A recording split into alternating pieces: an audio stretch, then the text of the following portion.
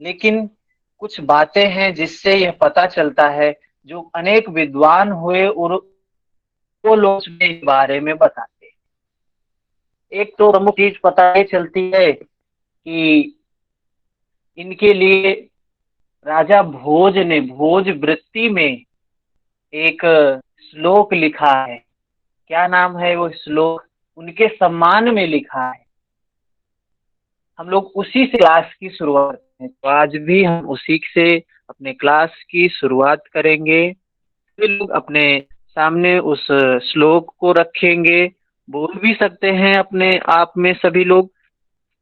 तो शुरू करेंगे।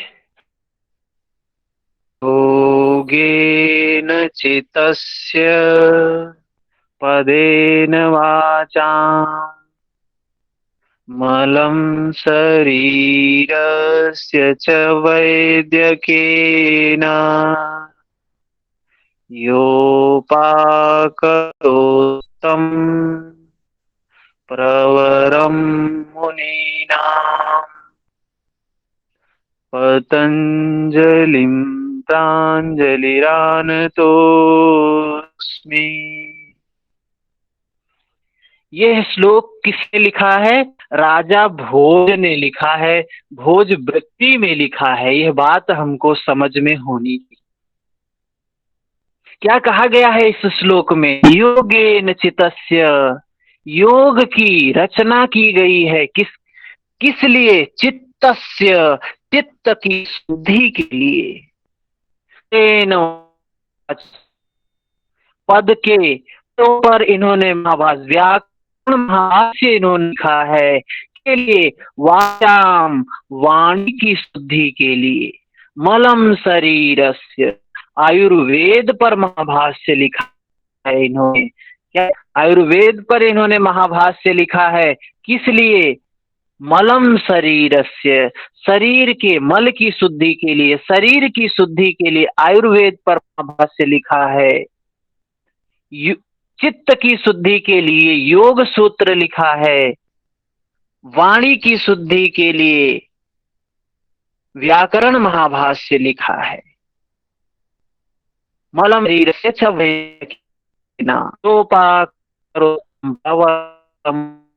पतंजलि को, ऐसे मुनि को प्रणाम करते हैं। मैं पतंजलि, इनके जन्म के बारे में अनेक मत मिले। कुछ विद्वान कहते हैं गोनर्दीय, ये गोंडा निवासी हैं। यहाँ अयोध्या के बगल में ही है गोंडा, एक स्थान है। कुछ कहते हैं कि ये गोनर्दीय ब्राह्मण है, के निवासी थे, तो ऐसा भी उनको माना जाता है। कुछ विद्वान कहते हैं कि नहीं, यह कश्मीर में नहु जाति के ब्राह्मण में जन्मे।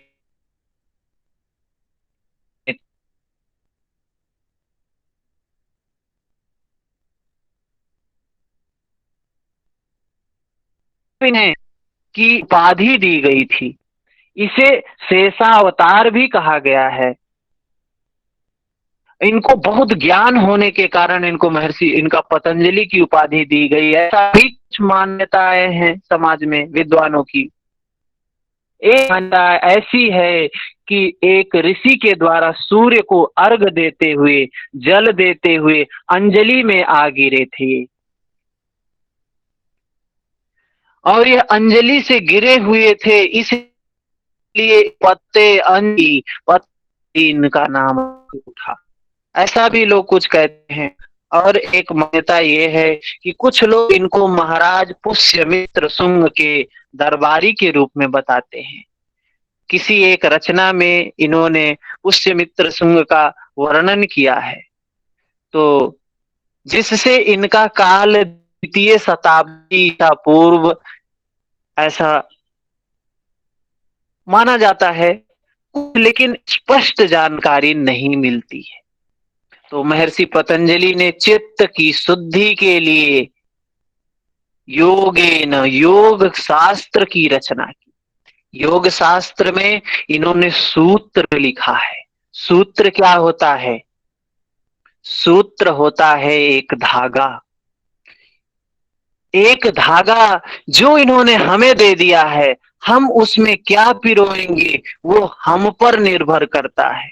हम उसमें कौन सी गुड़िया डालेंगे, फूल की माला डालेंगे या कौन से फूल की माला डालेंगे वो हमारे ऊपर निर्भर करता है। तो हम किसी भी व्यास किसी भी भाष्यकार को, किसी भी विद्वान को सही नहीं कह सकते हैं, किसी को गलत नहीं कह सकते हैं। हर व्यक्ति का अपना दृष्टिकोण है और उसका दृष्टिकोण उसी के लिए सही है। सामूहिक रूप से तो सत्य नहीं कहा जा सकता है। तो ये महर्षि पतंजलि ने हमको सूत्र दिया है। सूत्र सूत्र क्या होता है? एक धागे का होता है पतला सा सूत्र जो एक दूसरे से जुड़ा हुआ होता है। ये सूत्र जो है ये एक दूसरे से जुड़ा हुआ है। 195 सूत्र, सब सूत्र एक दूसरे से जुड़े हुए, सबका एक दूसरे से संबंध है। तो इस तरीके से यह सूत्र लिखा गया है और इसको 4 भागों में विभाजित किया गया है, जिसका जिसका जिसमें नाम है पाद बोला गया है। समाधि पाद, साधन पाद, विभूति पाद, कैवल्य पाद। ये 4 पाद है जिसमें इसको व्यवस्थित किया गया है और चारों पादों में अलग अलग संख्या में सूत्र बताए गए हैं। 51 सूत्र पहले समाधि पाद में, फिर 55 सूत्र साधन पाद में, फिर 55 सूत्र विभूति पाद में, 34 सूत्र कैवल्य पाद में। 4 तरीके के इस पाद में ये 4 संख्या में सूत्र हैं, जिनकी टोटल संख्या है 195 सूत्र। पता होना चाहिए पहला पाद कौन सा है एग्जाम की दृष्टि से, उसमें कितने सूत्र हैं, टोटल कितने सूत्र बताए गए हैं। यहाँ से एक प्रश्न बनता है हमारे। तो महर्षि पतंजलि ने जो हमें सूत्र, उन्होंने पहला सूत्र समाधि पाद का पहला सूत्र क्या कहता है? अथ योगानुशासनम। अथ योगानुशासनम। योग जो है, अथ इसमें कितना शब्द आया? अथ अनुशासनम, 3 शब्द आया। तो अथ जो शब्द है, कुछ लोग इसको मानते हैं कि यह मंगलाचरण है, क्योंकि हमारे हमारे देश की संस्कृति है, कल्चर है हमारे यहाँ का। कोई भी हम शास्त्र शुरू करते हैं, कोई काम शुरू करते हैं तो प्रार्थना से शुरू करते हैं, कुछ नहीं करते हैं तो ओम ही बोल देते हैं। तो ये इस पे कुछ लोग कमेंट करते हैं, लेकिन कुछ विद्वान ये कहते हैं नहीं, ये अथ शब्द और ओम शब्द दोनों ही ब्रह्मा जी के मुख से निकला हुआ है। तो यहाँ पे पतंजलि ने उस हमारी जो परंपरा है उस परंपरा को फॉलो किया है इन्होंने, ऐसा नहीं है। तो ये अथ शब्द का प्रयोग इन्होंने किया है, उस दृष्टिकोण से किया है। कुछ लोग ये भी मानते हैं कि योग और सांख्य दोनों एक दूसरे के पूरक हैं। सांख्य दर्शन क्या है? वो सिद्धांत है। योग क्या है? प्रैक्टिकल है। तो कुछ लोग ये कहते हैं भाई बहुत हुई फिलॉसफी की बात, बहुत हुई सिद्धांत की बात, अब अर्थ का अर्थ निकालते हैं। अब हम चलते हैं कहां पर? अब हम बात करते हैं प्रैक्टिकल की। और वो प्रैक्टिकल क्या है? योगानुशासनम, योग रूपी अनुशासन। इसमें भी बहुत सारे अर्थ आते हैं, लेकिन जहां तक मुझे लगता है कि इसका अर्थ क्या है, क्या अर्थ है अनुशासन का? अनुशासन उस समय में क्या था? अनुशासन जो शब्द है इसका मतलब है कि अनुसरण कर रहे हैं। धीरज जी, आप क्या कर रहे हैं?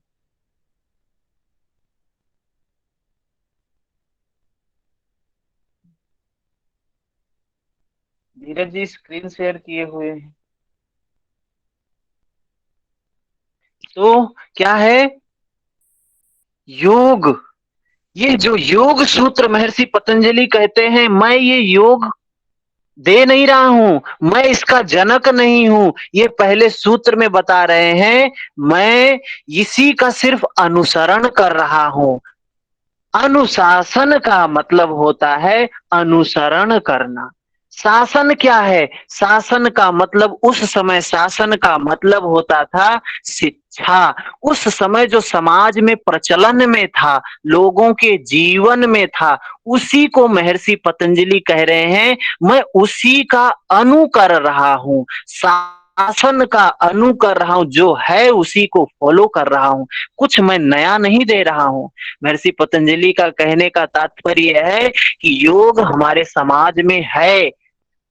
और देखें तो प्राचीन काल में हड़प्पा की सभ्यता में, सिंधु घाटी की सभ्यता में, वेदों में, उपनिषदों में, सब में, महाभारत में, दर्शन में, सब जगह योग का स्वरूप मिलता है। तो वही महर्षि पतंजलि अपने पहले सूत्र में कहते हैं अथ योगा अनुशासनम।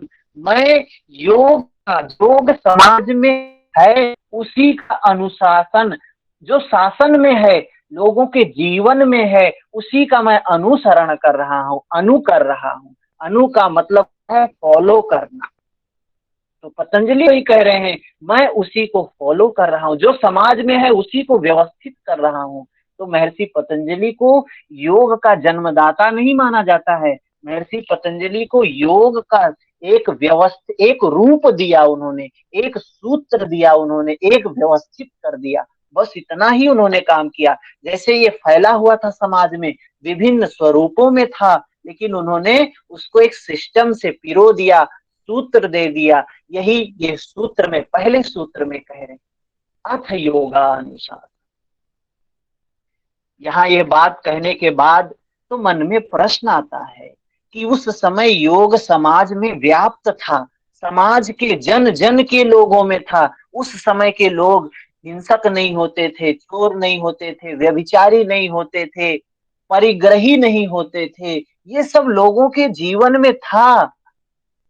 और सिंधु घाटी सभ्यता में अगर वो देखे, वहां के जो हड़प्पा काल में जो प्रमाण मिलते हैं, इससे यह पता चलता है कि शौच का पालन उस समय की नगर की व्यवस्था, उसको देखा जाए तो ये पता चलता है साफ सफाई उस समय कैसी रहती थी समाज में, उस सिंधु घाटी सभ्यता के समय में। तो इससे यह प्रमाण मिलता है कि योग इससे भी पूर्व था, वेदों से भी पूर्व था योग। और वो लोग जीते थे, योग को वो लोग जीते थे, जीवन में था उनके। वही महर्षि पतंजलि कह रहे हैं मैं उसी का अनुसरण कर रहा हूं। तो अब ये मन में प्रश्न आता है कि वो अगर योग था जीवन में, महर्षि पतंजलि उसी का अनुसरण किए हैं, वो योग है क्या? क्या है वो योग? अगला सूत्र उसका जवाब देता है। क्या है वो योग? योगश्चित्त वृत्ति निरोध। योग क्या है? योग है चित्त वृत्ति निरोध। चित्त की वृत्तियों का निरोध ही योग है। चित्त की वृत्तियों का निरोध ही समाधि है। अब इसमें हमको बात समझने वाली है, एक तो ये कि योग, दूसरा चित्त, तीसरा वृत्ति, चौथा निरोध। क्या क्या है ये? क्या है ये है? तो हम सबसे पहली चीज ये समझते हैं कि चित्त क्या है। यह चित्त जिसके बारे में बताया गया है, चित्त से वृत्तियों का निरोध हो जाना योग है। तो चित्त क्या है? चित्त एक जड़ तत्व है जो प्रकृति से उत्पन्न हुआ है। जिन्होंने पीछे क्लास किया है वो समझते हैं बात को अच्छे से, जिन्होंने नहीं किया है वो आगे समझेंगे। क्या है चित्त? चित्त एक जड़ पदार्थ है, जैसे होता है शीशा। उदाहरण के रूप में शीशे को ले लें, शीशे में कोई चेतना नहीं होती है, बिल्कुल वो क्या है, जड़ है, वस्तु है। वैसे ही चित्त भी है, लेकिन यह किससे उत्पन्न हुआ है? प्रकृति के सत्व गुण से उत्पन्न हुआ है चित्त। ये चित्त में जैसे शीशे में बाहर प्रकाश दिखाई देता है, इस वजह से शीशे में भी प्रकाश प्रतीत होता है, वैसे ही चित्त के माध्यम से ये जड़ जो शरीर है चेतनवत प्रतीत होने लगता है। चित्त के ही माध्यम से यह शरीर चेतनवत प्रतीत होने लगता है। तो चित्त क्या है? ये सत्व प्रधान होता है। इसमें कौन कौन सी चीजें होती हैं इनको भी देखेंगे। क्या क्या है इसमें? इसमें मन, बुद्धि, अहंकार, तीन चीजें चित्त के अंतर्गत आती हैं। चित्त के अंतर्गत तीन चीजें आती हैं, मन, बुद्धि, अहंकार। चित्त, चित्त शब्द चित धातु से बना है, जिसका अर्थ है चेतन, सचेतन। चेतन अर्थ है, सचेतन अर्थ है, लेकिन यह चित्त चेतनवत है नहीं, ये तो जड़ है। एक बार प्रश्न भी आया है कि चित्त क्या स्वरूप क्या है? जड़ है, चेतन है, क्या है? तो इसका स्वरूप जड़ है, जड़। ये प्रकृति का जो है क्या है, अंग है, प्रकृति से उत्पन्न हुआ है चित्त। और चित्त का काम क्या है? चित्त का काम है स्मरण करना, संस्कार, संस्कार का निर्माण, स्मरण, ये सब चित्त का काम है।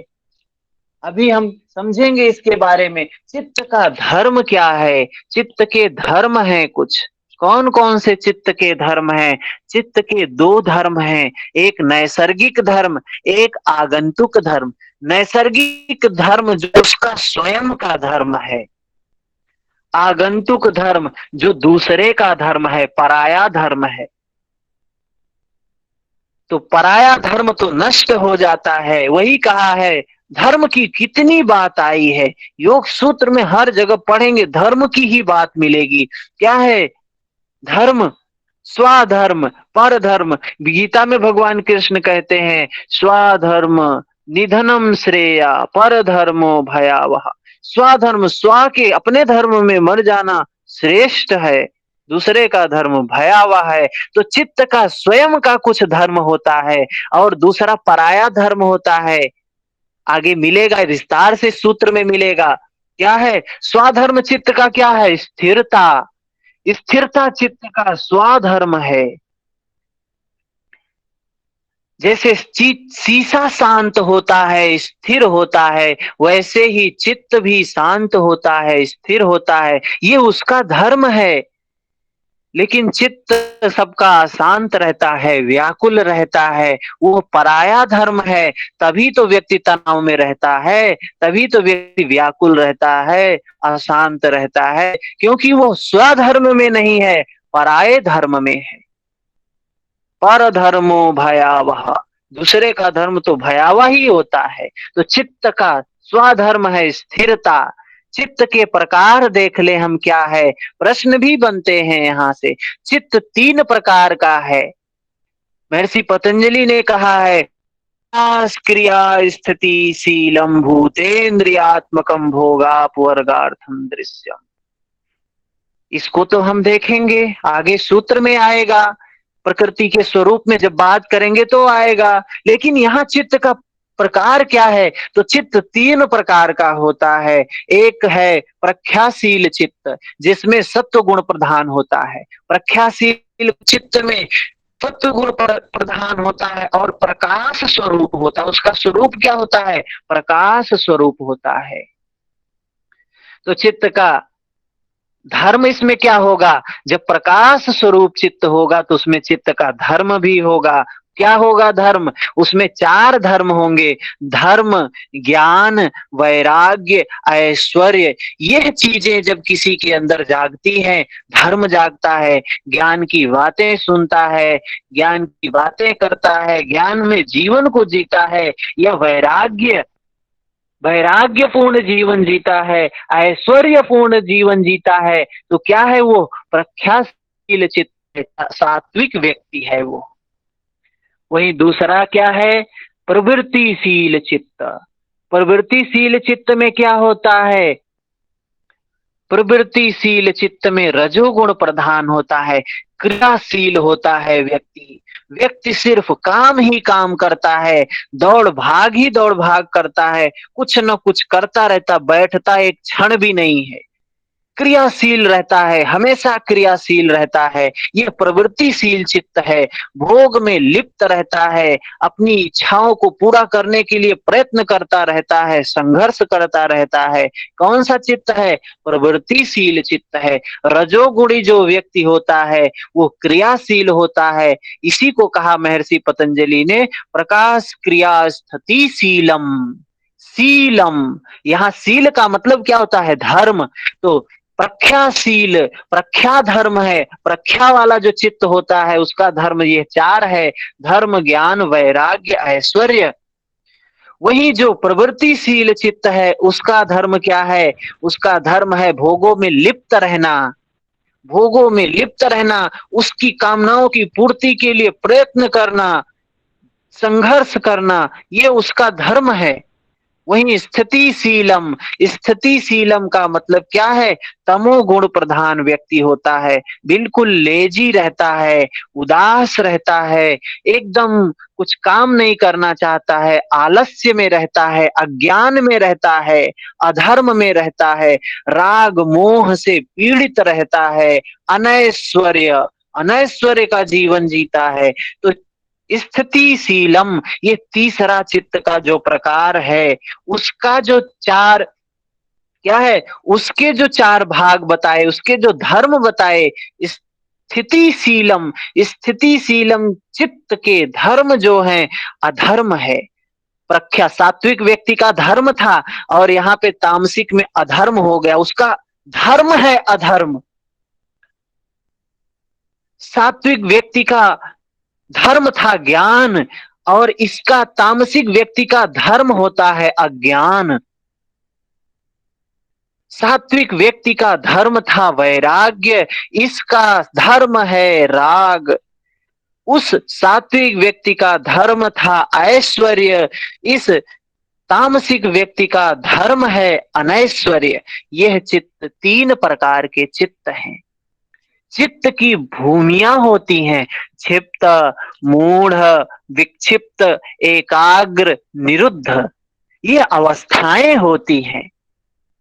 क्षिप्त जब भूमि होती है चित्त की तो व्यक्ति रजोगुणी होता है, रजोगुणी होता है।